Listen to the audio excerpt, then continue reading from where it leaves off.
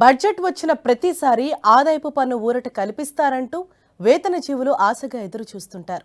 అయితే జీడీపీ వృద్ధి నెమ్మదించిన నేపథ్యంలో ఈసారి మార్పులు ఉండొచ్చన్న అంచనాలున్నాయి. కొత్త పన్ను విధానంలో స్లాబుల సవరణ, స్టాండ్ డిడక్షన్ పెంపు, రిబేట్ పెంపు వంటి అంశాలపై ఉద్యోగులు, వ్యాపారులు ఆశ పెట్టుకున్నారు. మరి ఇది ఈసారి బడ్జెట్లో కార్యరూపం దాల్చుతుందా? దేశవ్యాప్తంగా ధరల సెగ, పన్ను పోటుతో మధ్యతరగతి పేద వర్గాలు ఇబ్బంది పడుతున్నాయి. ధరలు పెరిగినంత వేగంగా ఆదాయాలు పెరగటం లేదు. దీంతో జీడీపీ వృద్ధి రేటుపై ఈ ఎఫెక్ట్ పడుతోంది. 2 అంకెల వృద్ధి రేటు లక్ష్యం దేవుడెరుగు. ఇప్పుడున్న సింగిల్ డిజిట్ జీడీపీని ఏమాత్రం తగ్గకుండా చూసుకోవాల్సిన అవసరం ఏర్పడింది.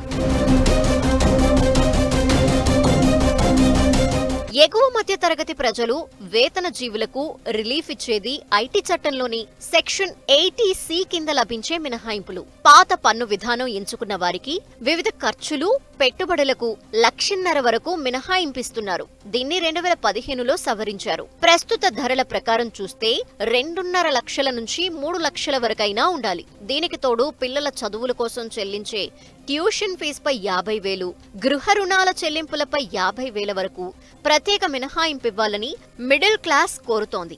సేవింగ్స్ అకౌంట్ ద్వారా వచ్చే వడ్డీ పైన ప్రస్తుతం పన్ను పోటు పడుతోంది. సేవింగ్స్ అకౌంట్లో వడ్డీ 10,000 రూపాయలు మించితే పన్ను పడుతోంది.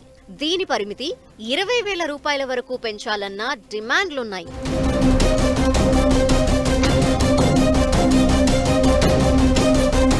ప్రస్తుతం పాత ఇన్కమ్ ట్యాక్స్ పన్ను చెల్లింపు విధానాన్ని ఎంచుకుంటే 60 ఏళ్ల లోపు వ్యక్తిగత ఐటీ చెల్లింపుదారులకు ఏటా ఆరోగ్య బీమా కోసం చెల్లించే ప్రీమియంపై 25,000 రూపాయల వరకే ట్యాక్స్ మినహాయింపు లభిస్తోంది. సీనియర్ సిటిజన్లు తమ ఆదాయాల నుంచి చెల్లిస్తే 50,000 రూపాయలు, అదే వారి పిల్లలు చెల్లిస్తే 75,000 రూపాయలు పన్ను మినహాయింపు లభిస్తోంది. ఇప్పుడున్న ధరల సెగ ప్రకారం చూస్తే ఇది ఏమాత్రం చాలదు. దీంతో వ్యక్తిగత ఆరోగ్య బీమా ప్రీమియం మినహాయింపు పరిమితిని 50,000కు, సీనియర్ సిటిజన్లు చెల్లించే ప్రీమియం మినహాయింపు పరిమితిని 75,000కు, తల్లిదండ్రులైన సీనియర్ సిటిజన్ల ఆరోగ్య బీమా కోసం వారి పిల్లలు చెల్లించే ప్రీమియం లిమిట్ 1,00,000 రూపాయలకు పెంచాలనే డిమాండ్ వినిపిస్తోంది. ఆదాయపు పన్ను మినహాయింపు పరిమితిని 5 లక్షలకు పెంచి మధ్యతరగతి చేతిలో మిగులు ఆదాయం పెంచాలన్న వాదనలున్నాయి.